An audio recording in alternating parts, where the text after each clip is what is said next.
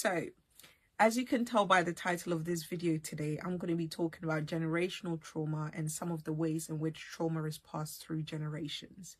Now, this idea and this concept that trauma can be passed through generations has been around for a very, very long time. When I was doing the research for this video, one of the places that talked about it quite early on was actually in the Bible. So this was one of the earliest mentions of generational trauma. I believe it was in a book of Exodus, chapter 20, verses 4. So this is when God was giving the Israelites commandments and the rules and regulations to govern their life after they left Egypt. So it talks about how the sins and transgressions of parents could be passed through the third and fourth generation. So we see a mention there as early back as the book of Exodus in the Bible. And then we also see a mention in the world of psychology around the 1960s, 1966, whereby Vivian Rakoff, who was a psychiatrist, pioneered the work. And since then, it's obviously bloomed, and there's been so much more resources and researches to really not only know what generational trauma is, but actually to understand the various different ways in which trauma is passed on. So what are some of the ways in which it's passed on? Well, one of the first ways in which it's passed on is through the direct repetition of these experiences. So an example could be that maybe if somebody's growing up in an environment where physical chastisement was used as punishment, right, or as a way of disciplining them, they go on to have their kids and they use that same method of disciplining their kids, and then the kids have kids and then they also use that same method. So literally copying those behaviors. Another example could be sexual abuse, right? Somebody was sexually abused when they were younger, they grow up to have kids, they sexually abuse their children go on to do the same. So direct repetition of those behaviors. So that's one way in which trauma can be passed through generations. Another way is through our genetics, so epigenetics. I know there's a lot of videos out there to really go into detail, so feel free to check other videos out if you want something in detail. But for the sake of simplicity in this video, in terms of epigenetics, when it comes to DNA, roughly about 2% is responsible for creating, our things like our physical features, our eye color, our hair color, our hair, our skin color. So this is known as the coding DNA, right? So this is where our physical features are usually produced. And then the non-coding DNA, which works out roughly about 98% of our DNA, is where patterns are carried through genetics. So I've been reading a book called It Didn't Start With You. I'm sure most of you watching this have probably heard of it. And this is actually my second time reading it. It really simplifies this whole world of epigenetics. It's so easy to digest. This is my second time reading it because I loved it so much. So if you're interested in epigenetics and how trauma is passed through generations, I recommend this. I'll leave the title down below as well, and the author and things like that. But even in this book, I remember reading about an experiment that was done with mice. I don't know if the experiment came out in 2013 or the journal and the research around it came out in 2013. But essentially, mice were, exposed to cherry blossom scents. And every time they were exposed to that, they were shocked, right?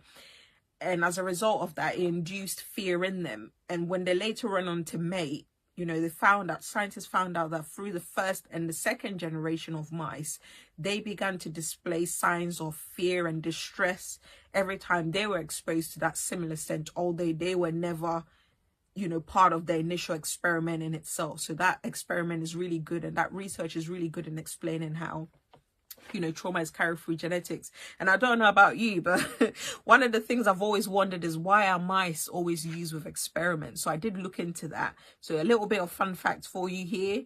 The reason why mice are used in experiments is that their DNA, it mimics human DNA quite a bit. I believe about 90% of their DNA has similarities with our DNA. So hence why, they're often used in doing experiments, just in case you didn't know that. So yeah, epigenetics and our genes is another way in which trauma is passed through generations. So the third way, or another way in which trauma is passed through generations, is an indirect way. And this is really where I want to focus the video on today, because it's very discreet, right? It often looks like good intentions, it looks like good advice, it looks like family values and beliefs. I call this the indirect way.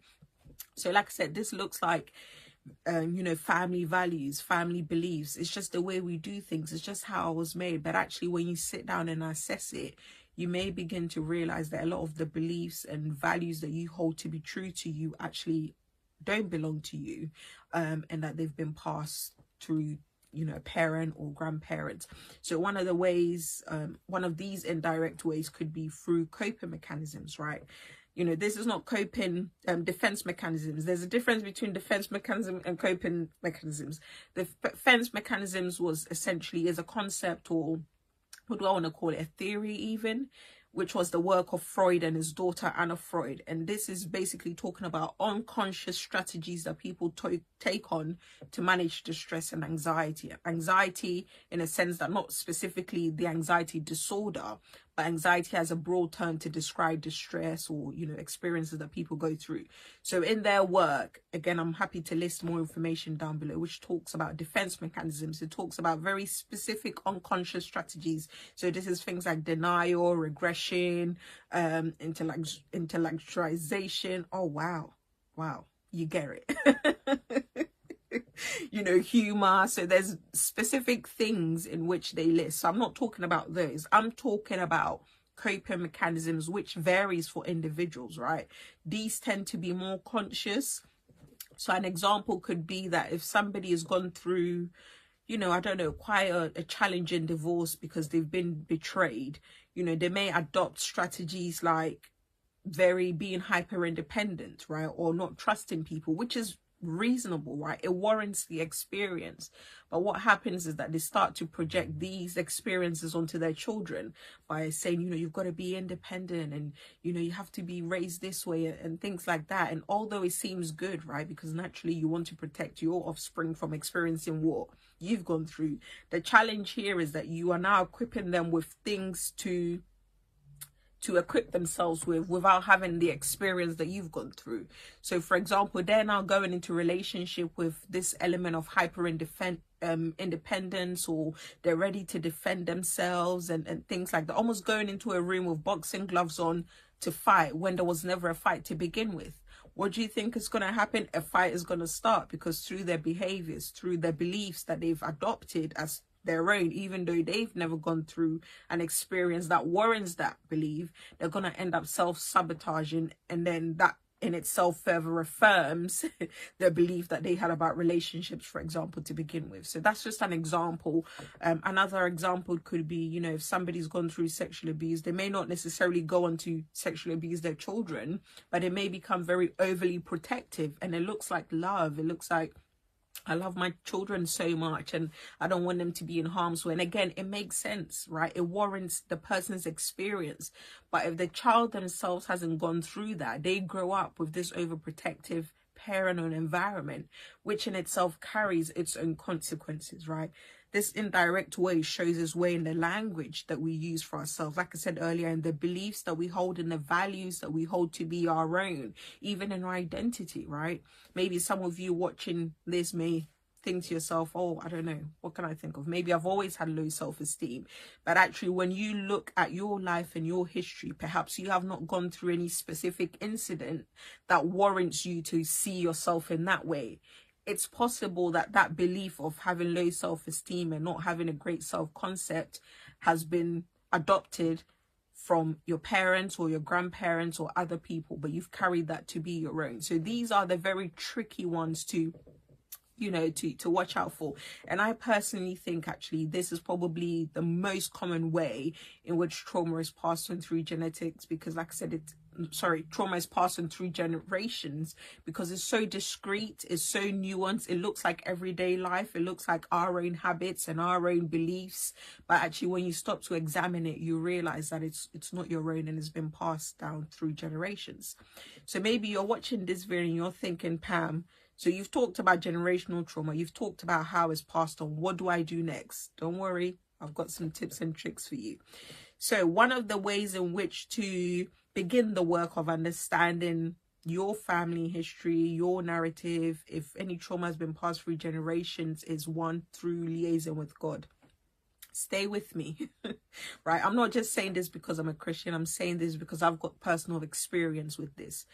liaising with God and the Holy Spirit to reveal things to you, and then supporting you with how to work on those things is very important.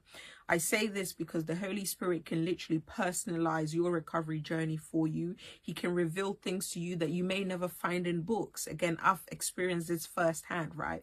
So I'll definitely encourage you to pray and ask God to show you and reveal to you any habits, beliefs, values, you know, anything that you've taken on to be your own as part of you that actually shouldn't be, and ask him to reveal that to you so that you can pray and then begin to work on it. So that's, you know, one of the ways in which you can begin to work on the generational trauma.